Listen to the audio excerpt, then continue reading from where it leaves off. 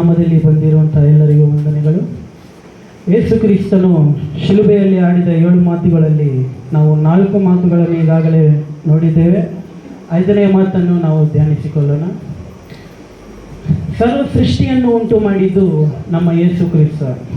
ಆತ ನೀರನ್ನು ಕೂಡ ಉಂಟು ಮಾಡಿದ್ದಾನೆ. ನೀರಿನ ಮೇಲೆ ಅಧಿಕಾರ ಇರುವುದು ಯೇಸು ಕ್ರಿಸ್ತನಿಗೆ. ಅದೇ ರೀತಿ ಮಳೆಯನ್ನು ಸುರಿಸುವಂಥ ಶಕ್ತಿ ಇರುವುದು ನಮ್ಮ ಯೇಸು ಸ್ವಾಮಿಗೆ.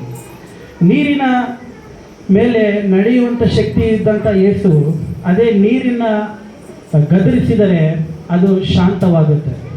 ಅದೇ ನೀರನ್ನು ಆತ ಆಜ್ಞಾಪಿಸಿದರೆ ಅವು ಬೋರ್ಗರೆಯುತ್ತೆ.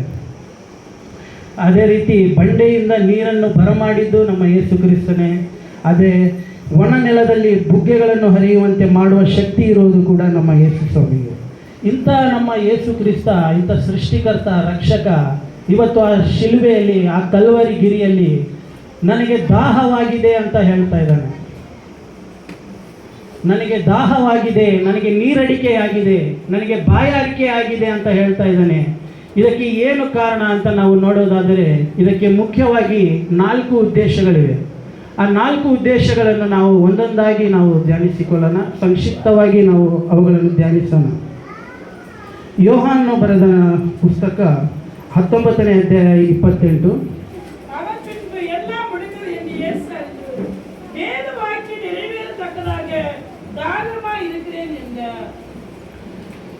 ಇದಾದ ಮೇಲೆ ಯೇಸು ಈಗ ಎಲ್ಲ ತೀರಿತೆಂದು ತಿಳಿದು ಶಾಸ್ತ್ರದ ಮಾತು ನೆರವೇರುವಂತೆ ನನಗೆ ನೀರಡಿಕೆಯಾಗಿದೆ ಎಂದನು. ನಾನು ಇದಕ್ಕೂ ಮುಂಚೆ ಹೇಳಿದ ರೀತಿಯಾಗಿ ನನಗೆ ನೀರಡಿಕೆಯಾಗಿದೆ ಅಂತ ಶಿಲುಬೆಯಲ್ಲಿ ಯೇಸು ಹೇಳಲಿಕ್ಕೆ ಮುಖ್ಯವಾಗಿ 4 ಕಾರಣಗಳಿವೆ. ಅದರಲ್ಲಿ ಮೊದಲನೆಯದಾಗಿ ಶಾಸ್ತ್ರದ ಮಾತು ನೆರವೇರಿಸುವುದಕ್ಕಾಗಿ, ಶಾಸ್ತ್ರದ ಮಾತು ನೆರವೇರಿಸುವುದಕ್ಕಾಗಿ. ಎರಡನೆಯದಾಗಿ ಹುಲಿರಸವನ್ನು ತೆಗೆದುಕೊಂಡು ಹೋಗಲು. ಮೂರನೆಯದಾಗಿ ಮನುಷ್ಯರಿಗೆ ರಕ್ಷಣೆ ಕೊಡುವುದಕ್ಕೋಸ್ಕರ. 4ನೇದಾಗಿ ಮನುಷ್ಯರು ನಮಗೆ ನೀರಡಿಕೆ ಆಗಿದೆ ಅಂತ ಹೇಳಬಾರದು. ಈ 4 ಮುಖ್ಯ ಉದ್ದೇಶಗಳಿಂದ ಯೇಸು ಕ್ರಿಸ್ತನು ಇವತ್ತು ಆ ಶಿಲುಬೆಯಲ್ಲಿ ನನಗೆ ನೀರಡಿಕೆ ಆಗಿದೆ ಅಂತ ಹೇಳ್ತಾ ಇದ್ದಾರೆ. ಮೊದಲನೆಯದಾಗಿ ನಾವು ನೋಡಬೇಕಾದರೆ ಶಾಸ್ತ್ರದ ಮಾತು ನೆರವೇರಿಸುವಂತೆ ಕೀರ್ತನೆಗಳು 69:21ನೇ ಅಧ್ಯಾಯದಲ್ಲಿ ಯಾರಾದರೂ ಓದಿದರೆ, ಕನ್ನಡದಲ್ಲಿ ಓದಿದರೆ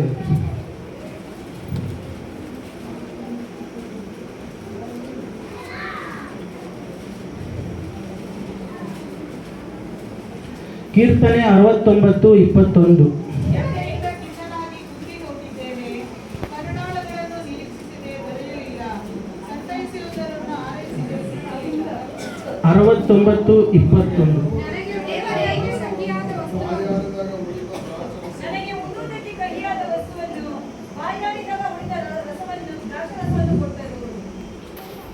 ಥ್ಯಾಂಕ್ ಯು.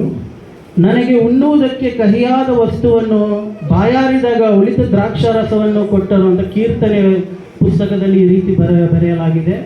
ಇದು ದಾವೀದನು ಬರೆದಂಥ ಕೀರ್ತನೆಯಾಗಿದೆ. ದಾವೀದನು ಪ್ರಾರ್ಥನೆಯಲ್ಲಿ ಮಗ್ನನಾಗಿದ್ದಾಗ ಪವಿತ್ರಾತ್ಮನು ಪ್ರವಚನಾತ್ಮಕವಾಗಿ ದಾವೀದನ ಮುಖಾಂತರ ಈ ಮಾತನ್ನು ಹೇಳಲಾಗಿದೆ. ಇದು ದಾವೀದನು ನೆರವೇರಿಸಲಿಲ್ಲ, ಆದರೆ ಯೇಸು ಕ್ರಿಸ್ತನು ಇಂದು ಕಲ್ವರಿ ಗಿರಿಯಲ್ಲಿ ಆತ ಈ ಶಾಸ್ತ್ರದ ಮಾತನ್ನು ನೆರವೇರಿಸ್ತಾ ಇದ್ದಾನೆ. ಇನ್ನು ನಾವು ಎರಡನೆಯದಾಗಿ ನೋಡುವುದಾದರೆ ಹುಲಿ ರಸವನ್ನು ತೆಗೆದುಕೊಂಡು ಹೋಗಬೇಕು ಅನ್ನೋ ಉದ್ದೇಶಕ್ಕಾಗಿ ಯೇಸು ಕ್ರಿಸ್ತನು ಶಿಲುಬೆಯಲ್ಲಿ ನನಗೆ ಬಾಯಾರಿಕೆ ಆಗಿದೆ ಅಂತ ಹೇಳ್ತಾ ಇದ್ದಾರೆ. ಯೇಸುಗೆ ಗೊತ್ತು, ನನಗೆ ಬಾಯಾರಿಕೆ ಆಗಿದೆ ಅಂತ ಹೇಳಿದರೆ ಜನ ನನಗೆ ಹುಲಿ ರಸವನ್ನು ಕೊಡ್ತಾರಂತ ಯೇಸುಗೆ ಗೊತ್ತು. ಯೇಸುಗೆ ಇದು ಗೊತ್ತು, ನೀನೆಂಥವನು ಅಂತ ಗೊತ್ತು, ನಾನೆಂಥವನು ಅಂತ ಗೊತ್ತು, ಜನ ಹೇಗಿದ್ದಾರೆ ಅಂತ ಯೇಸುಗೆ ಗೊತ್ತು. ಆದರೂ ನನಗೆ ಬಾಯಾರಿಕೆ ಆಗಿದೆ ಅಂದಾಗ ಹುಲಿ ರಸವನ್ನು ತಂದು ಕೊಡ್ತಾರಂತ ಗೊತ್ತಿದ್ದು ಆತ ಮತ್ತೆ ನನಗೆ ಬಾಯಾರಿಕೆ ಆಗಿದೆ ಅಂತ ಹೇಳ್ತಾನೆ. ಇಲ್ಲಿ ಹುಳಿ ರಸ ಅಂದರೆ ಏನು, ಯಾವುದಕ್ಕೆ ಹೋಲಿಕೆ ಆಗಿದೆ? ಹುಲಿ ಅಂದರೆ ಕೆಟ್ಟದ್ದಕ್ಕೆ ಹೋಲಿಕೆ ಆಗಿದೆ. ಈ ಕೆಟ್ಟದ್ದು ಯಾರಿಂದ ಬಂತು? ಆದಾಮ ಅವ್ವಯಿಂದ ಬಂತು. ಹೇಗೆ ಬಂತು? ಸೈತಾನಿನಿಂದ ವಂಚಿತರಾಗಿ ನಮಗೆ ಕೆಟ್ಟದ್ದು ಬಂತು. ಆದಾಮ ಅವ್ವರಿಂದ ನಮಗೆ ಎಲ್ಲ ಮಾನವ ಕುಲಕ್ಕೆ ಕೆಟ್ಟದನ್ನೋದು ಬಂತು. ಸೊ ಈ ಕೆಟ್ಟದ್ದನ್ನು ಈಗ ಹುಳಿ ರಸವನ್ನು ಯಾವುದೇ ಒಂದು ಪದಾರ್ಥದಲ್ಲಿ ಹೆಚ್ಚಾಗಿ ಹಾಕಿದರೆ ಅದು ಏನಾಗುತ್ತೆ, ಬೇಗ ಹಾಳಾಗುತ್ತೆ. ಅದೇ ರೀತಿಯಾಗಿ ಈ ಕೆಟ್ಟದ್ದನ್ನು ಮನುಷ್ಯರಲ್ಲಿ ಹೆಚ್ಚಾಗಿ ಇದ್ದರೆ ಮನುಷ್ಯನು ಹಾಳಾಗುತ್ತಾನೆ, ನರಕಕ್ಕೆ ಹೋಗುತ್ತಾನೆ ಒಂದು ಉದ್ದೇಶದಿಂದ ಈ ಹುಳಿ ರಸವನ್ನು ಯೇಸು ಕ್ರಿಸ್ತನು ತೆಗೆದುಕೊಂಡು ಹೋಗಲು ಈ ಶಿಲುಬೆಯಲ್ಲಿ 5ನೇ ವಾಕ್ಯವಾಗಿ ನನಗೆ ಬಾಯಾರಿಕೆಯಾಗಿದೆ ಅಂತ ಹೇಳ್ತಾ ಇದ್ದಾರೆ. ಅದೇ ರೀತಿಯಾಗಿ ಯಾವುದೇ ಕೆಟ್ಟದ್ದಿರಲಿ, ಯಾವ ಮನುಷ್ಯನು ನರಕಕ್ಕೆ ಹೋಗಬಾರದು ಅನ್ನೋ ಉದ್ದೇಶದಿಂದ ದೇವರು ಈ ಮಾತನಾಡಿದ್ದಾನೆ. ಅದೇ ರೀತಿಯಾಗಿ 3ನೇ ಉದ್ದೇಶವಾಗಿ ಮನುಷ್ಯರನ್ನು ರಕ್ಷಣೆ ಮಾಡಲು ದೇವರು ನನಗೆ ಬಾಯಾರಿಕೆ ಆಗಿದೆ ಅಂತ ಶಿಲುಬೆಯಲ್ಲಿ ಹೇಳ್ತಾ ಇದ್ದಾನೆ. ಶಿಲುಬೆಯಲ್ಲಿ ಅಲ್ಲದೆ ದೇವರು ಸತ್ಯವೇದದಲ್ಲಿ ಮತ್ತೊಂದು ಕಡೆ ನನಗೆ ಬಾಯಾರಿಕೆ ಆಗಿದೆ ಅಂತ ಹೇಳ್ತಾರೆ. ಯೋಹಾನ 4:7 ನಾವು ಧ್ಯಾನ ಮಾಡೋಣ. ಆತನ ಶಿಷ್ಯರು ಊಟಕ್ಕೆ ಬೇಕಾದನ್ನು ಕೊಂಡುಕೊಳ್ಳುವುದಕ್ಕಾಗಿ ಊರೊಳಗೆ ಹೋಗಿರಲು ಸಮರ್ಯಾದಳಾದ ಒಬ್ಬ ಹೆಂಗಸು ನೀರು ಸೇದುವುದಕ್ಕೆ ಬಂದಳು. ಯೇಸು ಆಕೆಯನ್ನು, ಅಮ್ಮ, ನೀರು ಕುಡಿಯುವುದಕ್ಕೆ ಕೊಡು ಎಂದು ಕೇಳಿದನು. ಯಹೂದ್ಯರಿಗೋ ಸಮರ್ಯರಿಗೋ ಬಳಕೆ ಇಲ್ಲದಿರಲಾಗಿ ಆ ಸಮರ್ಯದವಳು ಆತನಿಗೆ, ಯಹೂದ್ಯನಾದ ನೀನು ಸಮರ್ಯದವಳಾದ ನನ್ನನ್ನು ನೀರು ಬೇಡುವುದು ಹೇಗೆ ಎಂದು ಹೇಳಿದರು. ಅದಕ್ಕೆ ಯೇಸು, ದೇವರು ಕೊಡುವ ವರನೆಂಬುದು ಕುಡಿಯುವುದಕ್ಕೆ ನೀರು ಕೊಡು ಎಂದು ನಿನಗೆ ಹೇಳಿದನು. ಯಾರೆಂಬುದು ನಿನಗೆ ತಿಳಿದಿದ್ದರೆ ನೀನು ಅವನನ್ನು ಬೇಡಿಕೊಳ್ಳುತ್ತಿದ್ದಿ, ಅವನು ನಿನಗೆ ಜೀವಕರವಾದ ನೀರನ್ನು ಕೊಡುತ್ತಿದ್ದನು.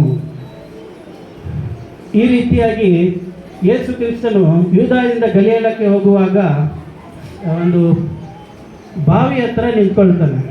ಆತನಿಗೆ ದನಿ ಆದಾಗ ಬಾವಿ ಹತ್ರ ನಿಂತ್ಕೊಂಡಾಗ ಸಮಾರ್ಯದವಳು ಬಂದು ಆತನ ವೇಷಭೂಷಣ, ಡ್ರೆಸ್ಸಿಂಗ್ ಸ್ಟೈಲ್ ನೋಡಿ ಇವನು ಯಾವ ಯೂದದವನು ಅಂತ ಹೇಳಿ ಅವಳಿಗೆ ನೀರು ಕೇಳಿದಾಗ ಅವನಿಗೆ ನೀರು ಕೊಡುವುದಿಲ್ಲ. ಆವಾಗ ಯೇಸು ಹೇಳ್ತಾನೆ, ಈ ನೀರನ್ನು ಕುಡಿದವನು ಮತ್ತೆ ನೀರಡಿಕೆ ಆಗಬಹುದು, ಆದರೆ ನಾನು ಕೊಡುವ ನೀರಿಂದ ಕುಡಿಯುವವನಿಗೆ ತಿರುಗಿ ನೀರಡಿಕೆ ಆಗುವುದಿಲ್ಲ. ನಾನು ಅವನಿಗೆ ಕೊಡುವ ನೀರು ಅವನಲ್ಲಿ ಉಕ್ಕುವ ಹೊರತೆಯಾಗಿದ್ದು ನಿತ್ಯ ಜೀವವನ್ನು ಉಂಟು ಮಾಡುತ್ತದೆ ಅಂತ ಹೇಳ್ತಾರೆ. ಸೊ 3ನೇ ಉದ್ದೇಶವಾಗಿ ಮನುಷ್ಯರನ್ನು ರಕ್ಷಣೆ ಮಾಡುವ ಸಲುವಾಗಿ ದೇವರು ನನಗೆ ನೀರಡಿಕೆಯಾಗಿದೆ ಅಂತ ಹೇಳ್ತಾ ಇದ್ದಾರೆ. ಅದೇ ರೀತಿಯಾಗಿ ಸಮಾರ್ಯದ ಹೆಂಗಸಿನ ಮೂಲಕ ಊರಿನ ಎಲ್ಲ ಜನರಿಗೂ ರಕ್ಷಣೆ ಕೊಡಬೇಕೆಂದು ದೇವರು ಸತ್ಯವೇದದಲ್ಲಿ ಈ ಮಾತನ್ನು ಹೇಳ್ತಿದ್ದಾರೆ. ಅದೇ ರೀತಿಯಾಗಿ ಶಿಲುಬೆಯಲ್ಲಿ ಈ ಮಾತನ್ನು ಲೋಕದ ಎಲ್ಲ ಜನರಿಗೆ ರಕ್ಷಣೆ ಸಿಗಬೇಕೆಂದು ನನಗೆ ಬಾಯಾರಿಕೆಯಾಗಿದೆ ಅಂತ ಯೇಸು ಕ್ರಿಸ್ತನು ಹೇಳ್ತಾ ಇದ್ದಾನೆ. ಅದೇ ರೀತಿಯಾಗಿ ಇನ್ನೊಂದು 4ನೇ ಉದ್ದೇಶ, ಮನುಷ್ಯರು ನನಗೆ ನೀರಡಿಕೆ ಆಗಿದೆ ಅಂತ ಹೇಳಬಾರ್ದು. ಸೊ ಈಗ ಭೂಮಿ ಮೇಲೆ ಮನುಷ್ಯರಿಗೆ ನೀರಡಿಕೆ ಆದರೆ, ನನಗೆ ನೀರಡಿಕೆ ಆಗಿದೆ ಅಂದರೆ ಯಾರಾದರೂ ಒಬ್ಬರು ತಂದು ನಮಗೆ ನೀರು ಕೊಡ್ತಾರೆ. ಅವನು ಶತ್ರುನೇ ಇರಲಿ, ಮಿತ್ರನೇ ಇರಲಿ, ಇಲ್ಲ ಯಾರೇ ಇರಲಿ, ನನಗೆ ನೀರಡಿಕೆ ಆಗಿದೆ ಅಂದರೆ ಯಾರಾದರೂ ತಂದು ನೀರು ಕೊಡ್ತಾರೆ. ಇಲ್ಲ ಪ್ರಾರ್ಥನೆ ಮಾಡಿದರೆ ನಮ್ಮ ದೇವರಾದರೂ ಯಾರ ಮುಖಾಂತರ ಆದರೂ ತಂದು ನೀರು ಒದಗಿಸ್ತಾರೆ. ಈಗ ಸತ್ಯವೇದದಲ್ಲಿ ಹೇಳಿರೋ ಪ್ರಕಾರ ಇಸ್ರಾಯೇಲರು ಐಗುಪ್ತದಿಂದ ಕಾನಾನಿಗೆ ಹೋಗುವಾಗ ಸೀನಾ ಬೆಟ್ಟದಲ್ಲಿ ಅವರಿಗೆ ದಣಿವಾದಾಗ ಗೊಣಕ್ಕೊಂಡು ಮೋಶೆನ ಹೊಡೆದು ಸಾಯಿಸಬೇಕು ಅಂತ ಏನೋ ಪ್ಲ್ಯಾನ್ ಮಾಡಿದರು. ಆದರೆ ಮೋಶೆ ಪ್ರಾರ್ಥಿಸಿದಾಗ ದೇವರು ಅವರಿಗೆ ಬಂಡೆಯಿಂದ ನೀರು ಕೊಟ್ಟರು. ಸೊ ಆ ರೀತಿಯಾಗಿ ದೇವರು ಜನರ ಬಾಯಾರಿಕೆಯನ್ನು, ನೀರಡಿಕೆಯನ್ನು ನೀಗಿಸಿದರು. ಅದೇ ರೀತಿಯಾಗಿ ಭೂಲೋಕದಲ್ಲಿ ಬಾಯಾರಿಕೆ ಆದರೆ ಅದನ್ನು ನೀಗಿಸ್ಬೋದು, ಆದರೆ ನರಕದಲ್ಲಿ ನಾವು ಹೋದರೆ ಅಲ್ಲಿ ಯಾವ ನೀರು ಕೊಡಲಿಕ್ಕೆ ಯಾರೂ ಇರುವುದಿಲ್ಲ, ಆಹಾರ ಕೊಡಲಿಕ್ಕೆ ಯಾರೂ ಇರುವುದಿಲ್ಲ. ಅಂಥ ಸ್ಥಳದಲ್ಲಿ ನಾವು ಹೋಗಬಾರದು ಅಂತ ದೇವರು, ಮನುಷ್ಯರು ನರಕಕ್ಕೆ ಹೋಗಬಾರದು, ಅಲ್ಲಿ ನೀರಡಿಕೆ ಆಗಿದೆ ಅಂತ ಕೇಳಬಾರದು ಅಂತ ದೇವರು ಈಗ ಶಿಲುಬೆಯಲ್ಲಿ ನನಗೆ ನೀರಡಿಕೆ ಆಗಿದೆ ಅಂತ ಅವರು ಈ ಕಷ್ಟಗಳನ್ನು ಎಲ್ಲ ಸಹಿಸಿಕೊಂಡರು. ಅದೇ ರೀತಿಯಾಗಿ ನೀರು ಯೇಸು ಕ್ರಿಸ್ತನಿಗೆ ಹೋಲಿಕೆಯಾಗಿದೆ. ಆ ನೀರು ನಮ್ಮಲ್ಲಿ ಇದ್ದರೆ ನಮಗೆ ರಕ್ಷಣೆ. ಈ ಲೋಕವನ್ನು ಅಧಿಕವಾಗಿ ಪ್ರೀತಿಸಿದಂಥ ದೇವರು ತನ್ನ ಏಕೈಕ ಕುಮಾರನು ಈ ಲೋಕಕ್ಕೆ ಕಳುಹಿಸಿಕೊಟ್ಟನು, ನಮ್ಮೆಲ್ಲರ ಪಾಪವನ್ನು ತೊಳೆಯಲು. ಅದೇ ರೀತಿಯಾಗಿ ನಾವು ಪೂರ್ಣ ಬಲದಿಂದ, ಪೂರ್ಣ ಶಕ್ತಿಯಿಂದ ಸನ್ನಿಧಾನಕ್ಕೆ ಬರುವುದಾದರೆ ಆತನು ಜೀವಕರವಾದ ಜಲವನ್ನು ಕೊಡಲು ಸಿದ್ಧನಾಗಿದ್ದಾನೆ. ಕೊಟ್ಟಿರುವ ಅವಕಾಶಕ್ಕಾಗಿ ದೇವರಿಗೆ ಸ್ತೋತ್ರವನ್ನು ಸಲ್ಲಿಸುತ್ತಾ